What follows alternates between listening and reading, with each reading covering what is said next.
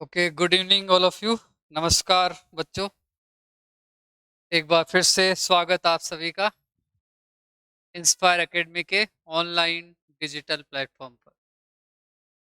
अभी देखिए स्टार्टिंग है कॉम्प्लेक्स नंबर्स की, तो 2 दिन ही हुए क्लास को। दिव्या हो सकता है थोड़ा सा बोर फील करे ना, आज कुछ नए बच्चे आए हैं तो 10 स्टार्टिंग के 10 मिनट्स में मैं रिवाइज करा देता हूँ, जिससे आप लोगों को भी समझ में आएगा कि हमने कल क्या किया था। उसके बाद आगे चले। देखिए मैंने थोड़ा सा इंटेंशनली ये चैप्टर लिया है, सम्मिश्र संख्याएं, जिससे कि आपको थोड़ा है ना, जैसे में बूस्ट अप मिले कि हाँ ऐसा कुछ नहीं है, बहुत सिंपल सिंपल सी चीजें हैं। स्टार्टिंग में जैसे एक बार थोड़ी सी डिफिकल्ट चीज से स्टार्ट करें तो फिर मन नहीं करता किसी भी चीज में। तो जब भी हम कोई नई चीज पढ़ते हैं तो आपको पता है बिल्कुल धीरे धीरे आराम से एक स्लो पेस में चलते हैं। और जब हमको थोड़ा सा कमांड हो जाता है, थोड़ा सा मजा आने लगता है, तो हम स्पीड भी बढ़ा सकते हैं और चीज़ों को अच्छे से टैकल कर सकते हैं। तो ये जो टॉपिक है कॉम्प्लेक्स नंबर का, बहुत ही मतलब ऐसा एक कह सकते हैं बहुत आसान सा टॉपिक है। इसमें बहुत छोटे-छोटे ऐसे कॉन्सेप्ट हैं, लेकिन सिंपल होने के साथ-साथ इम्पोर्टेंट इतना है कि इसमें से आपके आरपीएससी में अगर आप लास्ट जो 5-6 टाइम ये एग्ज़ाम हुआ है अभी तक, तो उसमें हर पेपर में आपको कम से कम 3 या 4 क्वेश्चन मिल जाएँगे। एक तो क्यूब रूट ऑफ यूनिटी जो टॉपिक है, आपने बीएससी में भी आपके चलता है ना, कॉम्प्लेक्स एनालिसिस, वास्तविक विश्लेषण। उसमें आपने काफ़ी कुछ पढ़ा हुआ है, जो मैं पढ़ा रहा हूँ वो तो एबीसीडी पढ़ा रहा हूँ आपको कॉम्प्लेक्स नंबर की। बाकी आपने काफ़ी डिटेल में, लेकिन वो जो डिटेलिंग है वो इतना काम नहीं आती जो जो इसमें आरपीएससी में क्वेश्चन पूछे जाते हैं, बिल्कुल बेसिक चीज़ पे पूछे जाते हैं। तो वो हम डिस्कस कर रहे हैं। तो अब 10 मिनट में थोड़ा सा जो अभी तक किया है उसको रिवाइज करता हूँ। उसके बाद फिर हम आगे मेन टॉपिक पर आ जाएंगे, जहाँ तक मैंने इसको किया है ना। अच्छा, एक बार इंट्रोडक्शन और ले लेता हूँ मैं आपका, जो नए बच्चे आए। नाम तो याद नहीं रहेगा, लेकिन बस क्वालिफिकेशन और नाम पूछ लेता हूँ मैं एक बार सबका। हमारा नाम भी बता दो एक बार फिर से, और क्वालिफिकेशन। BSc BEd. बीएड चल रही है अभी तुम्हारी? अच्छा अच्छा। देवेंद्र सैनी। और क्वालिफिकेशन आपकी बीएससी बीएड? बीएड नहीं है। अच्छा, और बीएससी प्लेट है। चलो चलो, भगवान की दया हो आप पर, और आरपीएससी भी आप क्लियर करो। देखिए जब हमने स्टार्ट किया था तो इसमें बिल्कुल बेसिक एक बार जो स्टार्टिंग से जो इनको बताया था लेवल से, वहीं से स्टार्ट कर रहा हूँ। बहुत जल्दी जल्दी हो तो आपको आता है सब लोगों को, लेकिन कई बार हम भूल जाते हैं ना, तो रिवाइज करना जरूरी है, बस इसलिए नोट भी नहीं करना है चाहे आपको। प्राकृत संख्याओं से स्टार्ट होती है। जैसे हम ये नंबर सिस्टम बोलते हैं इसको हम। जब आप समझिए कि कोई भी आपसे पूछेगा कि इस रूम में कितने फैंस हैं, कितने पंखे लगे हुए हैं, क्या करेंगे? गणना करेंगे, गिनेंगे 1 2 3 4। तो किसी ने पहले तो किसी को गिनती भी नहीं आती थी जब स्टार्ट हुआ था। जब आपको बताया ना, पुराने टाइम में महाभारत के टाइम की बात करें, कोई बुक्स नहीं थी, सब कुछ वैसे ही मौखिक रूप से याद करना पड़ता था, कोई पेन नहीं था। तो उस टाइम धीरे धीरे जब इन्वेंशन हुए, जब जीरो का आविष्कार किया इंडिया में, आर्यभट्ट ने जीरो बनाया, तब बहुत रिवोल्यूशन आया मैथ्स में और बहुत नई नई चीजें हुई। तो पुराने टाइम में तो हम ऐसे ही, जैसे आपने कई दूसरी लैंग्वेज देखी हुई थी, किसी में कोई स्टिक का यूज करते थे, किसी में किसी चीज तरीके से याद रखते थे, किसी में आपने देखा हो ना, जो जो पेड़ों के जो पत्ते होते हैं, कुछ लोग उसमें लिखते थे। तो इस तरह की पुरानी पुरानी टेक्निक्स थी। तो जब काउंट, जिन नंबर्स को हम गणना के काम में लेते हैं, जिनको जिनको हम गिनती में काम में लेते हैं, एक वे 6 फैन है, 5 टेबल्स हैं, 4 बॉयज हैं, इस तरह से जो चीजें हम काउंटिंग में काम में लेते हैं, उनको हम प्राकृत संख्याएं बोलते हैं। इंग्लिश में इसको नेचुरल नंबर बोलते हैं। उसका फर्स्ट लेटर कैपिटल एन होता है, इसलिए हम इसको कैपिटल एन से रिप्रेजेंट करते हैं। तो नेचुरल नंबर सबसे फर्स्ट स्टार्टिंग वाली नंबर है। इन सबके सेट्स को आपको बताया कि हम मजले ब्रैकेट में या करली ब्रैकेट में लिखते हैं, और जब सेट के अंदर किसी एलिमेंट को लिखा जाता है तो कॉमा लिखते हैं उसके बीच में। तो 1 2 3 डॉट डॉट डॉट। ये जो नंबर है हमारे नेचुरल नंबर है या प्राकृत संख्या है। कोई पूछे कि भाई सबसे छोटी प्राकृत संख्या कौन सी है, तो एक। और सबसे बड़ी कौन सी है, पता नहीं, हम नहीं पता कर सकते, क्योंकि कोई 100 बोलेगा तो 101। अब देखिए आप इस चीज को बहुत माइंड में रख के चलो। अब आप टीचर बनने चाह रहे हो, तो हमको बहुत छोटी छोटी चीजें हैं, जैसे आपको कोई भी स्टूडेंट क्लास में सब तरह के बच्चे होते हैं ना। जब हम टीचर बन गए उस टाइम हमको शेम फील नहीं होना चाहिए। जब आप क्लास में जाते हो, जैसे मैं 25 ईयर्स हो गए मुझे पढ़ाते हुए, लेकिन किसी भी क्लास में जाता हूँ तो मैं 3 मिनट ही पढ़ूं, लेकिन मैं देख के जरूर आता हूँ कि भाई मुझे क्या पढ़ाना है। क्वेश्चन करके देखने की जरूरत नहीं होती, लेकिन कई बार होता है ना किसी चीज को एक बार रिवाइज करके। तो ये मैं आपको एडवाइस करता हूँ, जब आप टीचर बन जाओगे, और टीचर बनना है तो आजकल क्या है कि जो आजकल के जो बच्चे टीचर बन रहे हैं, पुराने टाइम में आपने देखा होगा टीचर की, पुराने टाइम की बात छोड़ो, जो आज से 20 साल या 25 साल पहले की बात करें, तो टीचर की इमेज, गवर्नमेंट टीचर की इमेज इतनी अच्छी नहीं है ना। सब लोग इधर है, कोई पढ़ाता ही नहीं है कुछ। लेकिन जो आजकल के जो यंग बच्चे जा रहे हैं, उन्होंने स्कूल की तस्वीर बदल दी है। कई को तो मैंने देखा है जो फेसबुक पर डालते रहते हैं, उन्होंने स्कूल को, गवर्नमेंट स्कूल को बिल्कुल पब्लिक स्कूल जैसा बना दिया है। मेहनत करके, लोगों से पैसे कलेक्ट करके बिल्डिंग चेंज कर दी, पेंट कर दिया, और मतलब एक ऐसी नई टेक्नोलॉजी लिया है, और पूरी मेहनत से पढ़ाते हैं। तो उनका नाम होता है, और उससे उनको जो इंटरनल जो खुशी मिलती है ना, पैसा तो हर कोई कमा लेता है, पैसे की कोई बात नहीं, पैसा तो कहीं ना कहीं से आता है। लेकिन जो अंदर से जो खुशी मिलती है, बच्चे जो अप्रिशिएट करते हैं, गांव के लोग जो उनको से उनको तारीफ मिलती है, तो वो एक रियल टीचर होता है। तो ऐसा ही टीचर आपको बनना है। तो आपको, जैसे आपने देखा होगा ना, किसी किसी टीचर का बहुत ज्यादा नाम होता है। जैसे अभी फिजिक्स की बात करें, तो अपने ये जो इंस्पायर एकेडमी में के सर हैं, पूरे जयपुर में नाम है। क्यों नाम है? क्योंकि ये बाकी जो लोग करते हैं उनसे कुछ अलग करते होंगे, नहीं तो सबने फिजिक्स फिजिक्स पढ़ाने वाले तो जयपुर में बहुत सारे लोग होंगे, लेकिन वो कुछ डिफरेंट तरीके से पढ़ाते हैं। बच्चों से कुछ कंसर्न रखते हैं, बच्चों से हो सकता है क्लास के बाद में भी मिलते हो, या उनके दुख सुख की भी बात करते होंगे। मतलब कुछ एक अटैचमेंट ऐसा है कि बच्चे उनको वास्तव में गुरु मानते हैं। तो ऐसा ही जब आप जाके करोगे, तब आप लोगों की इमेज बनेगी कि हाँ यार, वो फलाना सर है, वो बहुत ही डेडिकेटेड हैं, वो बहुत अच्छा पढ़ाते हैं। तो इस तरीके का एक आइडल टीचर आपको बनना है। और अपने सब्जेक्ट, जब तक किसी टीचर का कमांड नहीं होता ना, तो फिर मेन तो हमारा सब्जेक्ट ही है। तो उसमें छोटी छोटी चीजें, किसी बच्चे ने पूछ लिया कि भाई प्राकृत संख्याओं में सबसे छोटी संख्या कौन सी होती है, अगर हमको नहीं आया तो फिर हमारी पेज खराब हो जाती है। जब भी हम जाएं क्लास में, तो अच्छे से तैयार करके जाएं, और बेसिक्स पर स्पेशल ध्यान दें। क्वेश्चन तो कोई भी कर लेता है, क्वेश्चन इतनी कोई खास बात नहीं है। तो प्राकृत संख्या कहाँ से स्टार्ट होती है? 1 से स्टार्ट होती है। और सबसे बड़ी प्राकृत संख्या हमको पता नहीं है, क्योंकि एंडलेस हैं, चलती ही जाती हैं, अनंत तक जाती हैं, इसलिए सबसे बड़ी नहीं है। उसके बाद अगर हम इसमें जीरो को भी इंक्लूड कर दें, जीरो को भी हमने इसमें इंक्लूड कर दिया, तो एक नंबर ज्यादा हो गया इसमें। उसमें बताओ टोटल कितने एलिमेंट थे नेचुरल नंबर्स में? काउंटलेस हैं।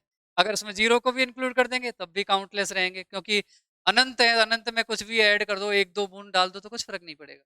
तो जीरो, 1, 2, 3 और ऐसे चलते जाते हैं, ये अनंत संख्याएं हैं।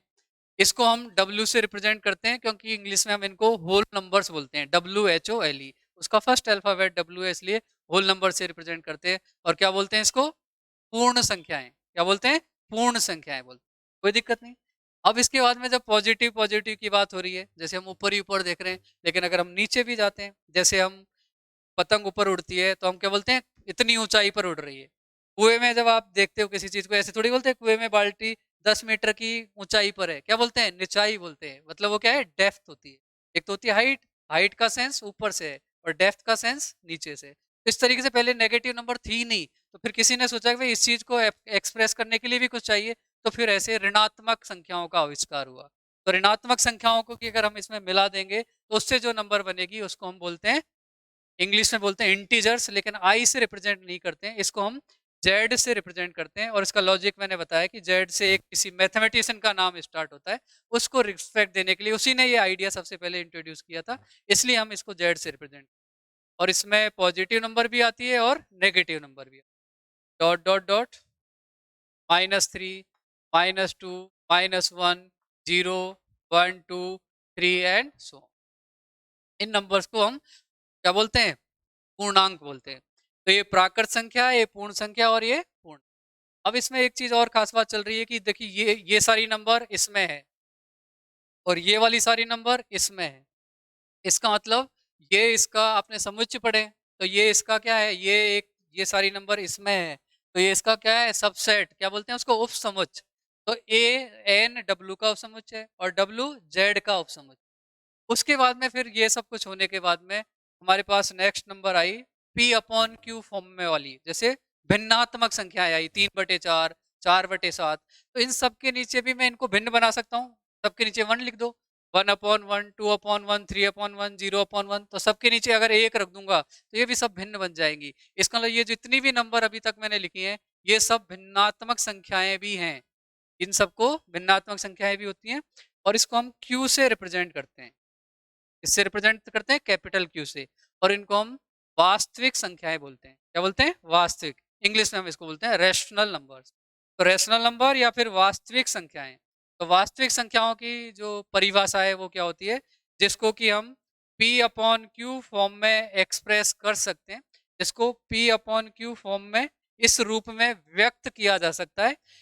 P और Q दोनों इंटीजर होने चाहिए, मीन्स पूर्णांक होने चाहिए, लेकिन Q का मान 0 नहीं होना चाहिए।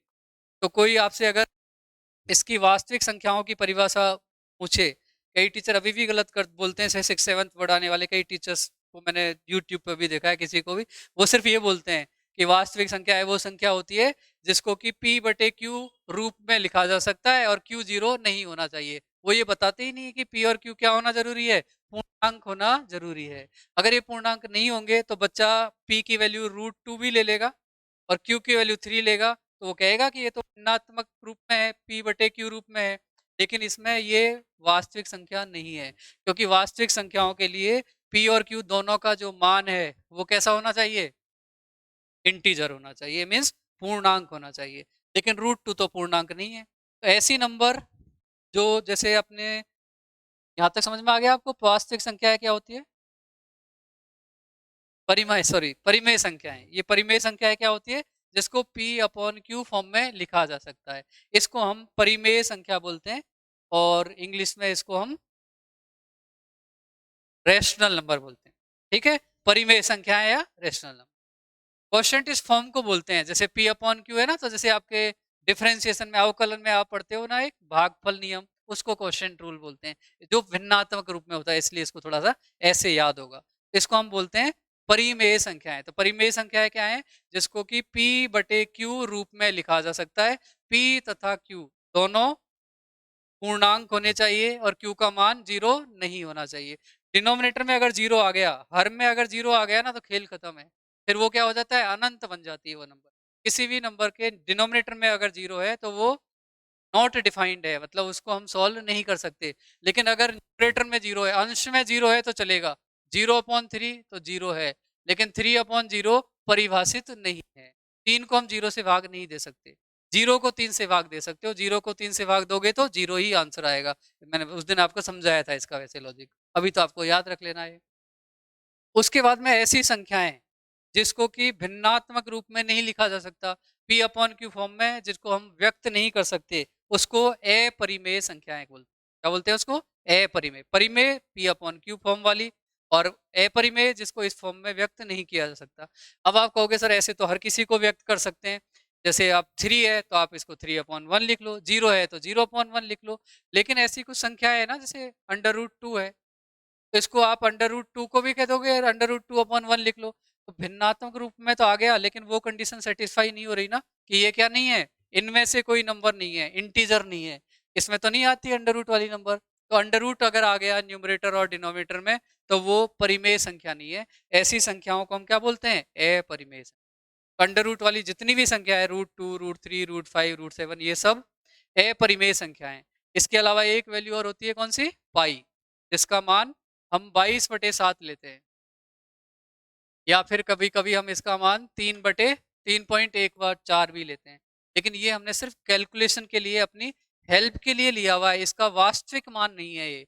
पाई की जो वैल्यू होती है, अगर हम डेसिमल में देखें तो 3.1479 चलता जाएगा, कहीं भी रुकेगा ही नहीं। वो तो हमने केवल 2 प्लेस तक वैसे ही ले रखा है, और इसी को फिर हमने P/Q फॉर्म में एक्सप्रेस कर दिया। उसको तो कर ही नहीं सकते जो इसकी जो एग्जैक्ट वैल्यू होती है, इसलिए आपको ध्यान रखना है। कई क्वेश्चंस में आएगा कि पाई कैसी नंबर है, तो पाई जो है वो कैसी संख्या है? अपरिमेय संख्या। इतना समझ में आया आपको? तो अगर हम अब बात करें तो देखिए, ये जो प्राकृत संख्या है, पूर्ण संख्या है और ये पूर्णांक है, ये सब इसी के पार्ट हैं। इन सबको ऐसा लिखा जा सकता है P/Q फॉर्म में। तो ये सब जो नंबर हैं वो वास्तविक संख्याएं हैं, और इसके अलावा जो बच गई रूट वाली नंबर, वो कैसी संख्या है? सॉरी, वास्तविक में फिर गलत बोल गया, परिमेय संख्या है। उसके अलावा जो बच गई वो कैसी संख्या है? अपरिमेय संख्या। तो अब दो ग्रुप बन गए, एक परिमेय संख्याओं का और एक अपरिमेय संख्याओं का। परिमेय संख्या ये सारी अब तक जितनी लिखी वो सब परिमेय, और अभी जो छोड़ दी मैंने कौन सी, रूट वाली, √2 √3 √7, ये अपरिमेय। तो दो भाग हो गए संख्याओं के। इन दोनों को अगर एक साथ मिला दें, इन दोनों को अगर कंबाइन कर दें, तो उससे जो कॉम्बिनेशन बनेगा, उससे जो समूह बनेगा, उसको हम वास्तविक संख्याएं बोलते हैं, इंग्लिश में जिसको हम रियल नंबर बोलते हैं, और कैपिटल आर से रिप्रेजेंट करते हैं। ठीक है, रियल नंबर्स वास्तविक संख्याएं। तो वास्तविक संख्याओं में प्राकृत संख्या भी आ गई, पूर्ण संख्या भी आ गई, पूर्णांक भी आ गई, परिमेय संख्या भी आ गई, और अपरिमेय संख्या आ गई। इतना हम सब कुछ 10th क्लास तक पढ़ लेते हैं। ये मैंने आपको एक रिवीजन कराया है, क्विक रिव्यू, कि हम नंबर सिस्टम हमारा क्या होता है। इसमें भी जो रियल नंबर है उसमें पॉजिटिव रियल नंबर, धनात्मक वास्तविक संख्याएं जिनमें पॉजिटिव पॉजिटिव नंबर आती हैं, ऋणात्मक जिसमें माइनस वाली आती हैं, अब जीरो जिसमें आ जाए तो जीरो का तो कोई चिन्ह ही नहीं होता। जीरो को तो पॉजिटिव ही मान सकते हैं, नेगेटिव मान सकते हैं, जीरो का कोई चिन्ह नहीं होता। तो जैसे हमको, अगर मैं आर प्लस लिखूं, आर के ऊपर कई बार यहाँ प्लस लिख देते हैं, इसका मतलब क्या है, धनात्मक वास्तविक संख्याएं। तो धनात्मक वास्तविक संख्या में जीरो नहीं आएगा। अगर मैं इसके ऊपर माइनस लिखूंगा तो इसका मतलब है ऋणात्मक वास्तविक संख्या है, तो इसमें माइनस माइनस आएगा। ठीक है, अगर मुझे जीरो को इंक्लूड करना होगा तो मुझे लिखना पड़ेगा एक्स की जो वैल्यू है greater than equal to zero. R में एक्स इस तरीके से लेना है कि उसका मान जीरो या जीरो से बड़ा हो, तब हम जीरो को ले सकते हैं। अदरवाइज धनात्मक में जीरो नहीं आएगा, ऋणात्मक में भी जीरो नहीं आएगा। इसके बाद फिर हम आते हैं अपने मेन टॉपिक पर, कि ये तो हो गई स्टोरी बहुत सिंपल सी, ये हम सबको आता है। उसके बाद में हमको 10th क्लास में ही जरूरत पड़ गई थी वैसे तो, जब हमने इस टाइप की इक्वेशन को सॉल्व करना स्टार्ट किया था। X square plus x plus one बराबर जीरो, ये द्विघात समीकरण है। इसको सॉल्व करना आपको आता है, हम इसके गुणनखंड करके सॉल्व करते हैं। गुणनखंड नहीं होते फिर तो एक सूत्र होता है, श्रीधराचार्य सूत्र ना, वो बहुत मदद करता है। जब गुणनखंड नहीं होते तो हम उससे सॉल्व करते हैं। द्विघात सूत्र भी बोलते हैं उसको, है ना। उसमें सबसे पहले हमको क्या निकालना पड़ता है, डी निकालना पड़ता है। क्या बोलते हैं, विभक्ति कर उसको, है ना, डिस्क्रिमिनेंट बोलते हैं उसको। तो इसमें क्वाड्रेटिक इक्वेशन है। ऑनलाइन में मैंने ये पूरा टॉपिक बहुत डिटेल में पढ़ाया था, आप वीडियो देख सकते हैं उसको, उसमें समझ में आ जाएगा आपको। तो इससे एक्स स्क्वायर का जो गुणांक है उसको हम ए बोलते हैं, इसमें ए की वैल्यू है वन, और एक्स के गुणांक को बी बोलते हैं, उसकी वैल्यू है वन, और ये वन जो अचर पद है उसको सी से व्यक्त करते हैं। बस ये अगर आपको याद हो जाएगा, और ये तो अभी मैंने मानक रूप में लिखी हुई है, कई बार थोड़ा सा घुमा फिरा के दे देगा।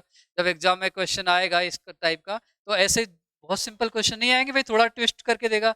लेकिन अगर आपके कॉन्सेप्ट क्लियर है, आपने दिमाग में ये सेट कर रहा है कि ए एक्स स्क्वायर का गुणांक है, अगर एक्स स्क्वायर दो जगह लिखा हुआ है तो आप कॉमन लेके निकालोगे। बाई चांस ऐसे कहीं लिख दिया उसने, x square plus 3x minus 7 के एक्स स्क्वायर प्लस 5, बताओ इसमें ए का मान क्या है। ऐसा क्वेश्चन आएगा नहीं, लेकिन मैं बता रहा हूँ समझने के लिए। ए का मान निकालने के लिए हमको तो एक्स स्क्वायर का गुणांक ढूंढना है, तो एक्स स्क्वायर का ये भी पद है और एक्स स्क्वायर का ये भी पद है, तो एक्स स्क्वायर इसमें से कॉमन ले लूंगा, तो 1 माइनस 7 के, ये ए की वैल्यू होगी।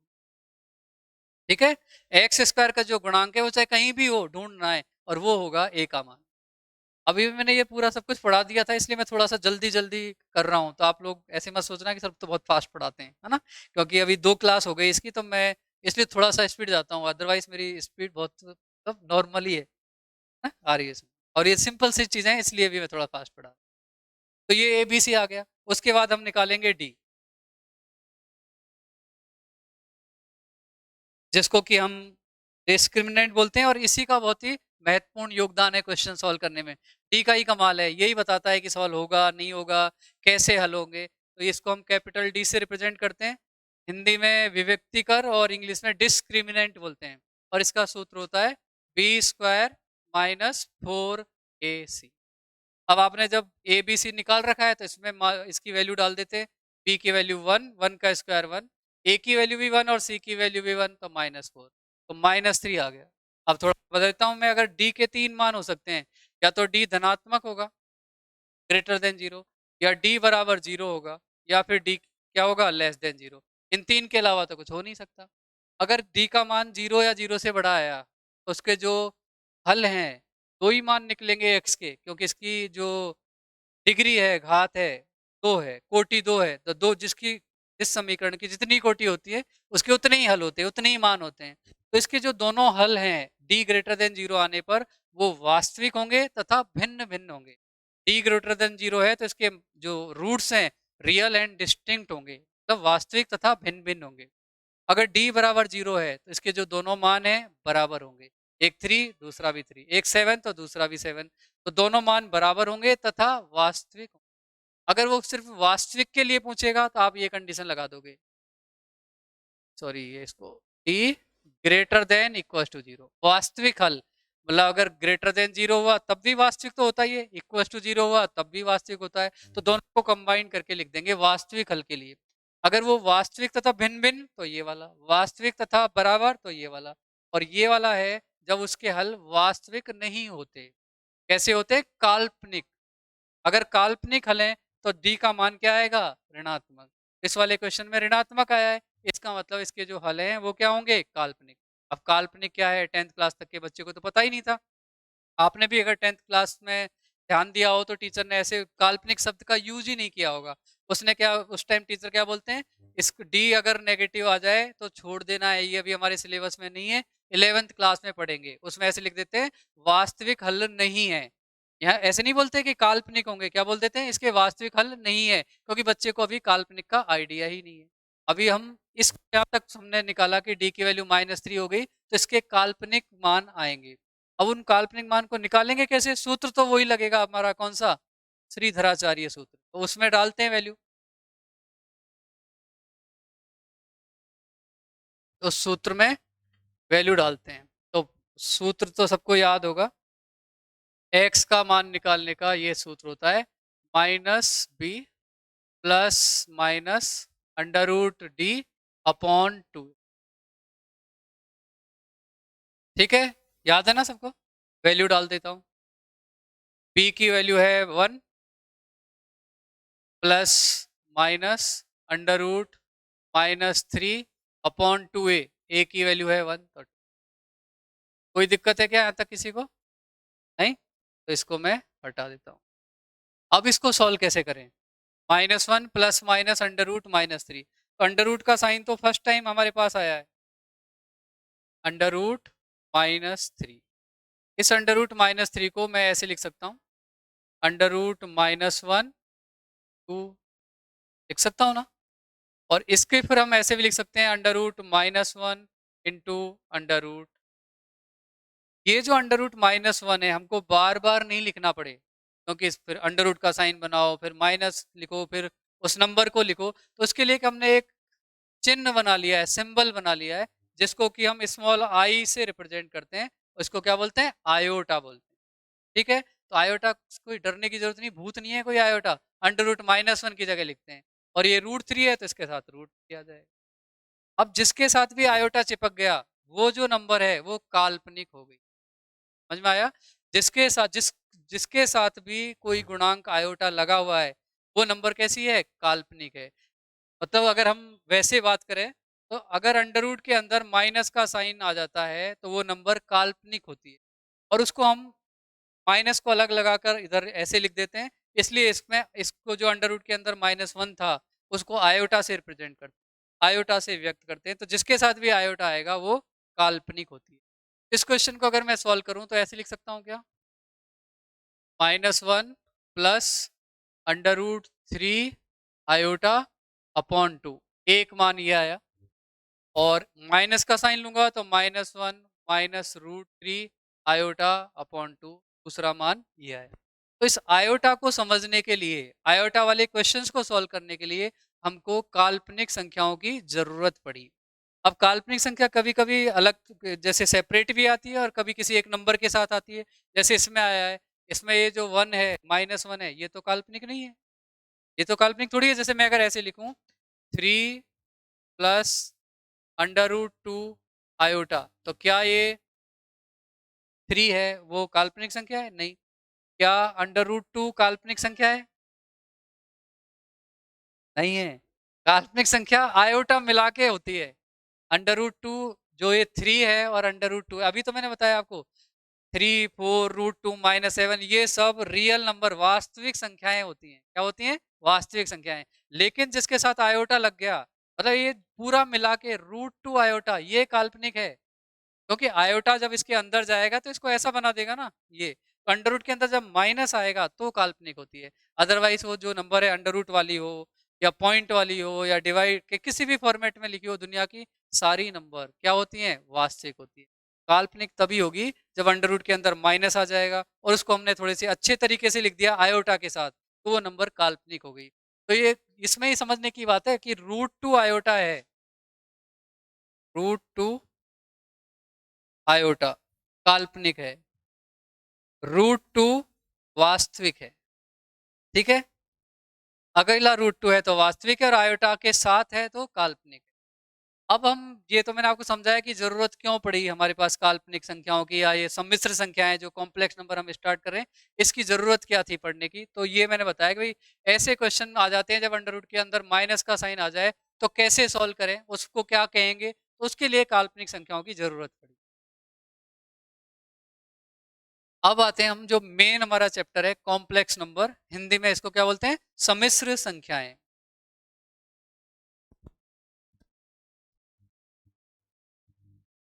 कॉम्प्लेक्स नंबर्स,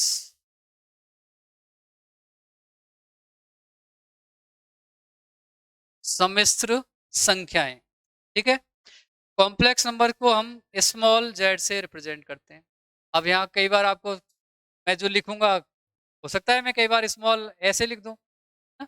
कई बार स्मॉल ऐसे लिख दूं, तो मतलब कॉम्प्लेक्स नंबर में मैं जेड लिख रहा हूं तो आपको इसको स्मॉल ही समझना।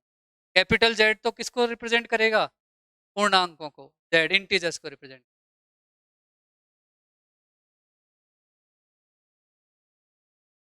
तो z equals to a plus iota, बस इतनी सी बात की हमने। यही थ्योरी है बस कॉम्प्लेक्स नंबर की। Z equals to a plus iota b, इसको हम सम्मिश्र संख्या बोलते हैं। जेड जिसमें दोनों चीज इन्वॉल्व हैं, इसमें वास्तविक संख्या भी है और काल्पनिक संख्या भी है। ए तो वास्तविक है और आयोटा भी काल्पनिक है, लेकिन बी वास्तविक है। इसमें ए प्लस आयोटा बी में ए तथा बी कैसे हैं? वास्तविक है, वास्तविक। लेकिन आयोटा बी की बात करें तो कैसा है? काल्पनिक। ये बहुत इंपॉर्टेंट है। अगर मैंने लिखा जेड इक्वल टू 3 + 4 आयोटा, तो ये सम्मिश्र संख्या है जिसमें 3 और 4 वास्तविक हैं और 4 आयोटा 4 आयोटा क्या है? काल्पनिक। क्लियर यहाँ तक? अब कई बार ऐसी नंबर भी आएगी जेड इक्वल टू सिर्फ 3, तो बताओ ये सम्मिश्र संख्या है या नहीं है? क्यों? क्यों मैं इसको ऐसे लिख दूंगा ना, 3 + 0 आयोटा, आ गया ना इसमें आयोटा, तो ये भी सम्मिश्र संख्या है। लेकिन ऐसी संख्या जिसमें आयोटा वाला टर्म नहीं होता, आयोटा वाला पद नहीं होता, उसको हम बोलते हैं प्योरली रियल नंबर। और इसको हम ऐसे रिप्रेजेंट करते हैं, प्योरली रियल जेड। रियल को पूरा नहीं लिख के सिर्फ आर ही लिखते हैं, R E Z, purely real number. जिसमें प्योरली रियल नंबर कब होती है? जब उसका इमेजनरी पार्ट 0 होता है। अगर किसी में आयोटा वाला पद नहीं है तो उसको हम क्या बोलते हैं? प्योरली रियल नंबर बोलते हैं। और इसका उल्टा कई बार ऐसी नंबर भी मिलेगी आपको, जेड इक्वल टू 3 आयोटा, तो इसमें वास्तविक वाला पद नहीं है तो उसको 0 मान लो, तो 0 + 3 आयोटा, तो इसमें वास्तविक भाग इसका 0 है, तो प्योरली इमेजिनरी नंबर कब बोलेंगे? प्योरली इमेजिनरी कब होगी? जब उसका रियल पार्ट 0 होगा। आई बात समझ में? अगर किसी सम्मिश्र संख्या में ए का मान 0 है तो वो प्योरली को क्या बोलेंगे हिंदी में? शुद्ध है? क्या बोलते हैं बेटा प्योरली को? जैसे शुद्ध वास्तविक संख्या है। चलो, तो अगर हम ए बराबर 0 हुआ, अगर उसका वास्तविक भाग 0 है तो वो शुद्ध काल्पनिक संख्या होगी। नहीं, प्योरली रियल शुद्ध कैसी होगी? काल्पनिक संख्या। और अगर बी 0 हुआ तो वो शुद्ध वास्तविक संख्या होगी। समझ में आ जाएगी? इतनी बात तो समझ में आ गई आपको? प्योरली रियल मतलब अगर उसमें बी 0 है, अगर उसमें मतलब प्योरली रियल का ना सिर्फ रियली रियल पार्ट होना चाहिए, वास्तविक ही वास्तविक होना चाहिए, और प्योरली इमेजिनरी जिसमें सिर्फ इमेजिनरी इमेजिनरी पार्ट हो, मतलब वो वाला पार्ट 0 होना चाहिए। डेफिनेशन इतनी इंपॉर्टेंट नहीं है, लेकिन मैंने कल भी बताया था, इसका क्वेश्चन आएगा एग्जाम में। तो उस क्वेश्चन में ये बोलेगा कि फाइंड थीटा या फाइंड एक्स, अगर ये संख्या शुद्ध रूप से वास्तविक है, तो उसमें हमको उसका जो काल्पनिक भाग है उसको क्या करना पड़ेगा, 0। और हमको डेफिनेशन नहीं पता है तो फिर हम उसको नहीं कर। इतना भी समझ में आया आपको? चलिए तो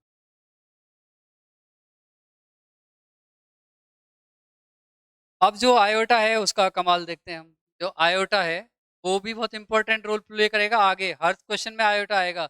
जो कॉम्प्लेक्स नंबर है तो उसमें तो हर किसी क्वेश्चन में आयोटा ही आएगा। तो आयोटा वाले क्वेश्चंस को हम सॉल्व कैसे करेंगे? आयोटा का मान अंडर रूट -1 होता है। यही तो आपने बताया तभी मैंने लिखा था, अंडर रूट -3 में से आपने कहा था सर आप लिख दो इसको √3 इंटू √-1, और √-1 बार बार नहीं लिखना पड़े तो उसको क्या लिख दो, आयोटा। यही बात हुई थी हमारी। तो ये हो गया आयोटा। अब हम दोनों तरफ वर्ग कर देते हैं। इसका वर्ग किया आयोटा स्क्वायर, और इसका वर्ग करेंगे तो क्या आएगा, माइनस। इतना याद रख लेंगे हम, आयोटा स्क्वायर क्या होता है, -1। अब दोनों साइड आयोटा से गुणा कर दो। आयोटा स्क्वायर को आयोटा से गुणा करेंगे तो आयोटा क्यूब आएगा, और इसको -1 से गुणा करेंगे तो माइनस आयोटा आएगा। यहाँ तक भी कोई दिक्कत नहीं। अब आयोटा की घात 4, आयोटा की घात 4 का मतलब क्या हुआ, इसको आयोटा स्क्वायर का होल स्क्वायर लिख सकता हूँ। इसका वर्ग तो -1 का वर्ग करेंगे तो क्या आएगा, 1 आएगा। बस इतना याद रखना है कि भाई आयोटा तो अंडर रूट -1 होता है, आयोटा स्क्वायर -1 होता है, आयोटा क्यूब माइनस आयोटा होता है, आयोटा रेस्ट पावर 4 1। अब आपको सर इतना ही क्यों याद रखना है, क्योंकि अगर हम आयोटा रेस्ट पावर 5 जैसे ही आएगा तो मैं तो उसको ऐसे लिख दूंगा ना, आयोटा की घात 4 गुणा आयोटा की घात 1, और आयोटा की घात 4 तो 1 है, इसलिए इसका आंसर क्या आ जाएगा, आयोटा। तो मैं इतनी क्यों याद रखूं, मैं तो सिर्फ इतना ही याद रख लेता हूँ।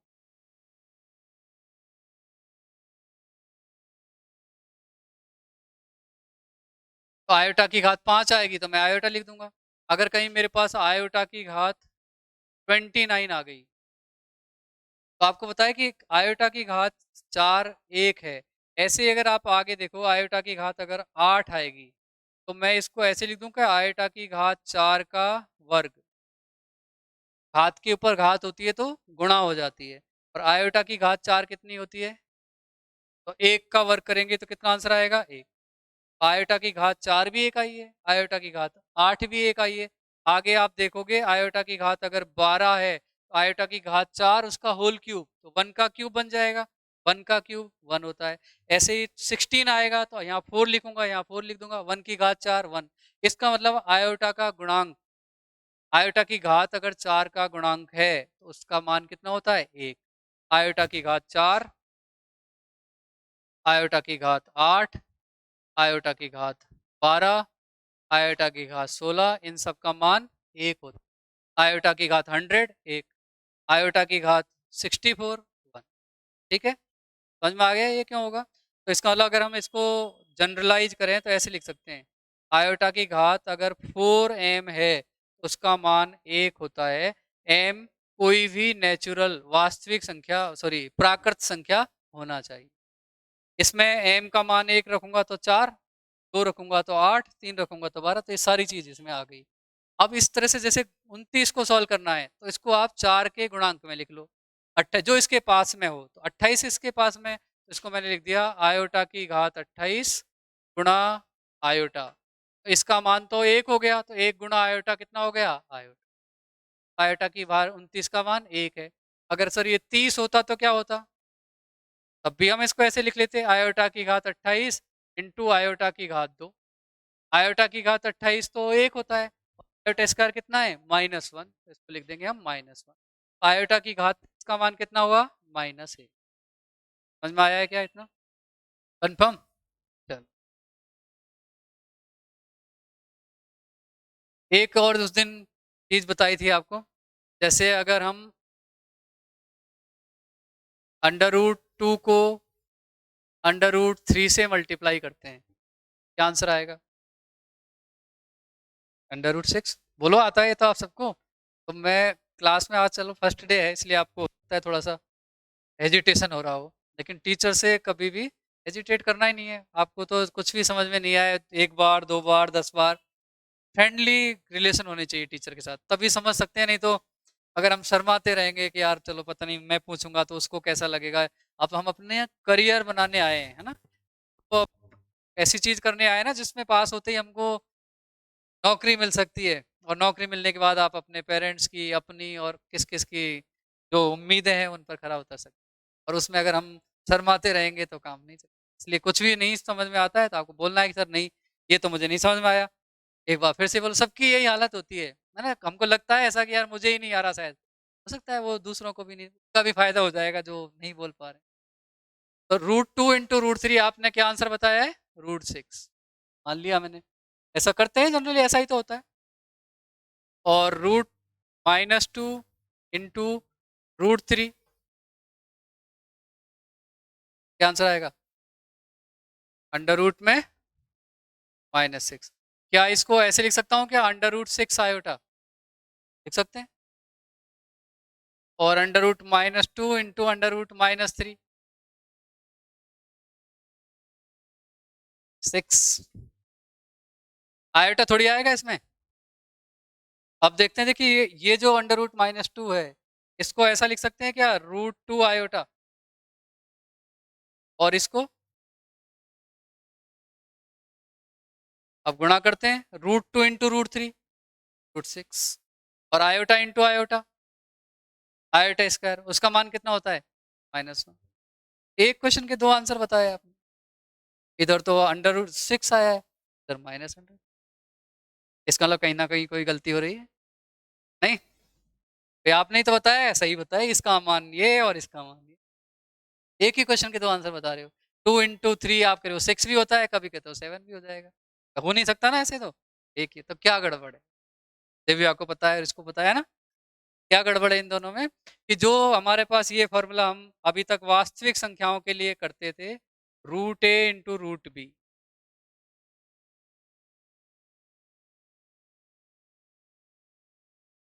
Equals to under root ab। ठीक है, ये तभी सत्य है, इसकी वैधता तभी है जब a और b या तो दोनों पॉजिटिव हो या कम से कम एक पॉजिटिव हो। दोनों में या तो दोनों धनात्मक हो या कम से कम एक धनात्मक हो। अगर दोनों ऋणात्मक हो गए तब ये इसके बराबर नहीं होता है। मतलब अगर ऐसे हो, अंडर रूट -a गुणा under root -b equals to under root ab नहीं होता है। ये फॉर्मूला तभी सत्य है जब a और b दोनों धनात्मक हैं या कम से कम एक धनात्मक है। दोनों अगर ऋणात्मक हो गई तो नहीं। अब ये ऐसी चीज है जो टीचर को आनी चाहिए, है ना? क्लास में जाए, नहीं तो बच्चे आजकल के नेट वेट से पढ़ के बहुत एक्सपर्ट होते हैं। 12th क्लास के बच्चों को इवन जैसे पब्लिक स्कूल में पढ़ाओ आप, तो वो उनको टीचर से ज़्यादा आता है ना? चाहे एग्जाम में मार्क्स कम आते हों, लेकिन आता ज़्यादा है। वो तो पढ़ लिखने करने में, या फिर ऐसे होते हैं ना बहुत ओवर कॉन्फिडेंट, वो कुछ जो शैतान बच्चे होते हैं, वो तो पढ़ के ही आते हैं कि टीचर को अटकाना है, ये बुक में नहीं है, ये चीज़ देखते हैं सर क्या बताते हैं इसका आंसर। आजकल, पहले तो क्या है कि बच्चे, जैसे आप लोग तो मेरे जैसे ही बैकग्राउंड से हो, हम तो टीचर का बहुत रिस्पेक्ट करते हैं। लेकिन जो आजकल के, जैसे आप या नीरजा मोदी स्कूल के बच्चे हैं, हाँ? या जयश्री पेरीवाल के बच्चे हैं, या फिर और दूसरे जो हाई फाई स्कूल्स के बच्चे हैं जो 1.5 लाख रुपए जिनकी साल की फीस है, उनका काम ही यही है। उनके घर में सिखाया ही ये जाता है कि आप कैसे इस तरह से स्मार्ट, वो अपने आप को इस तरह से कह के उनको मजा आता है जब और बच्चे, जैसे टीचर बेचारा कहीं ना कहीं तो उसको अटक भी सकता है ना किसी चीज में, तो फिर सारे बच्चे हंसते हैं, बस उनको उसी में खुशी मिलती है। और जब हम थे तो हम क्या करते थे टीचर पे बेचारे पर, हम अपने टीचर की कितनी रिस्पेक्ट करते थे। आप जो हम जो जैसे गांव के बैकग्राउंड से आते हैं, या जो अभी हम जो जिस सिनेरियो में है, हमको घर में सिखाया ही जाता है कि भाई अपने गुरु जी की और अपने जो घर में बड़े हैं उनका सम्मान करना चाहिए। लेकिन वो उनको उल्टा सिखाया जाता है घर में। तो वो ऐसी चीजें ही लाते हैं। तो आपको जब, इसलिए मैं बोल रहा हूँ क्योंकि बहुत छोटी छोटी माइनर माइनर चीजें होती है। जैसे दिव्या से मुझे बहुत अच्छा लगा, इसने एक क्वेश्चन का बहुत सही जवाब दिया, जबकि बहुत सारे बच्चों को नहीं पता होता। जैसे x² = 4। अब से मैं पूछूंगा नहीं, क्योंकि कई बच्चों को ऐसा लगता है मैं ही बताऊंगा, लेकिन आप सीखो, देखिए डिफरेंस है दोनों में। एक्स स्क्वायर बराबर 4 और एक है एक्स बराबर अंडर रूट। ठीक है, इसका जो आंसर आता है ना वो तो आता है +-2, और इसका जो आंसर आएगा वो सिर्फ 2 आएगा। जल्दीबाजी में या गलती से जिनको कॉन्सेप्ट नहीं पता होता वो इसमें भी +-2 लगाते हैं, अरे अंडर रूट लेते हैं तब तो प्लस माइनस आता ही है, ऐसे दिमाग में होता है। इसमें किसी भी नंबर का जब हम अंडर रूट लेते हैं तो हमेशा पॉजिटिव आता है, नेगेटिव आ ही नहीं सकता। अब आप कहोगे सर इधर भी तो अंडर रूट लिया है, लेकिन इधर तो मैंने इधर एक्स स्क्वायर 4 है तो एक्स को हटाया है तब अंडर रूट लिया है। क्यों? ये तो एक्स स्क्वायर की वैल्यू है, इसकी वैल्यू है, इन दोनों में बहुत अंतर है। इसमें देखो अगर आप एक्स का मान 2 डालोगे तो 2 का वर्ग 4 होता है, और -2 डालोगे तो -2 का वर्ग भी कितना होता है? 4 होता है। लेकिन इसमें अगर आपने -2 डाला, इसमें अगर आपने -2 डाला तो गड़बड़ हो जाएगी। इसमें सिर्फ प्लस ही आंसर आएगा, माइनस नहीं आएगा। जब ऑलरेडी अंडर रूट हो, ध्यान रखना आगे से, अगर अंडर रूट 9 है तो कभी भी प्लस माइनस नहीं आएगा, सिर्फ 3 आएगा। लेकिन अगर एक्स स्क्वायर इक्वल टू 9 है और जब आप एक्स का मान निकालोगे तो 2 मान आएंगे, क्योंकि द्विघात समीकरण है, एक +3 आएगा और एक -3। तो ये चीज अब आपको दिमाग में सेट करनी है कि under root a into under root b, under root a b तभी होगा जब ये दोनों क्या हो, पॉजिटिव हो या कम से कम एक धनात्मक हो। तो हमारी गलती क्या हो गई थी, हमने ये सूत्र लगा दिया था इसमें, जबकि ये दोनों ऋणात्मक हैं, तो ये गलत है, सही ये है। तो इसको क्या लिखेंगे हम, √6 आयोटा। ठीक है, अब हम आयोटा के चाहे कैसा भी क्वेश्चन आए, कितना भी बड़ा है, हम आराम से सॉल्व कर सकते हैं।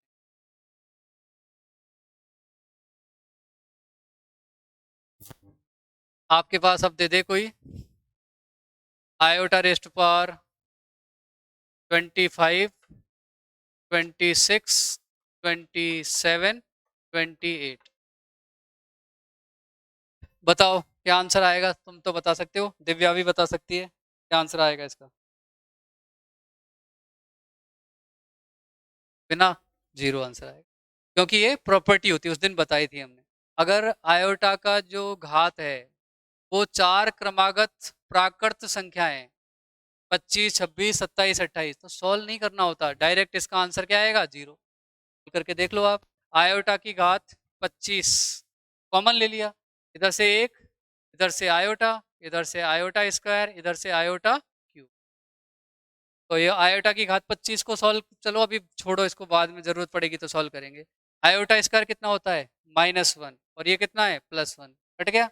आयोटा क्यूब कितना होता है, माइनस आयोटा, ये कितना है, प्लस आयोटा, तो 0 हो गया। तो 0 को इससे गुणा करेंगे तो कितना हो गया, 0। तो ये एक ध्यान रखना है कि जब भी आयोटा की घात, ऐसा क्वेश्चन आता है आरपीएससी में, कई बार आया ऐसा क्वेश्चन और बच्चे बेचारे सॉल्व करने लग गए है ना, और इतने में तो 5 मिनट लग जाएगी, और हमारे पास इतना टाइम थोड़ी होता है, उसमें तो बिल्कुल क्विक सॉल्व करना होता है।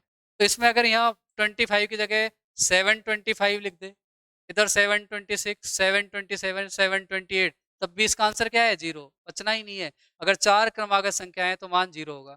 ऐसे ही अगर हम देखें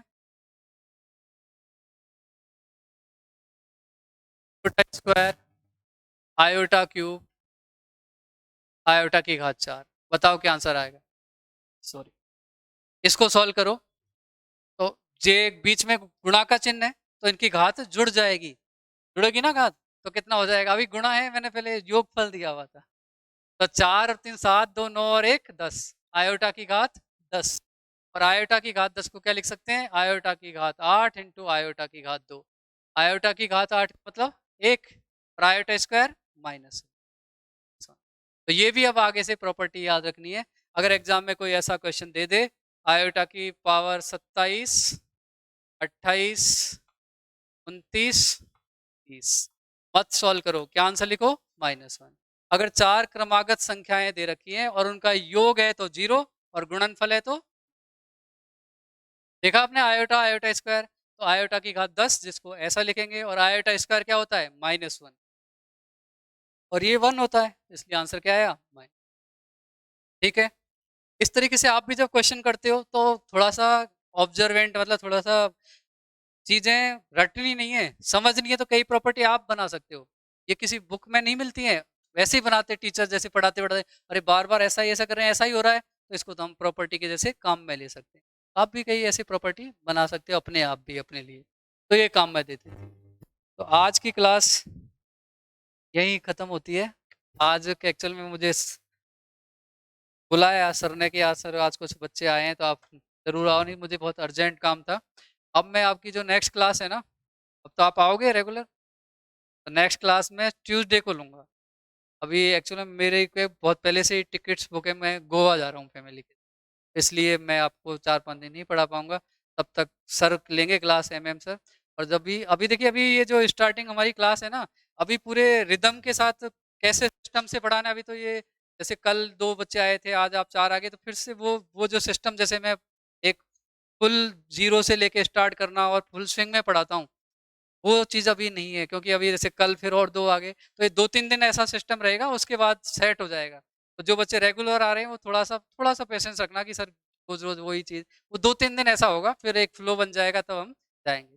सिलेबस की आप टेंशन मत लो, वो तो अपन जब फ्लो में आएँगे तो आप भी थोड़े फास्ट हो जाओगे और मैं भी थोड़ा-सा स्पीड बढ़ाऊँगा। Thank you.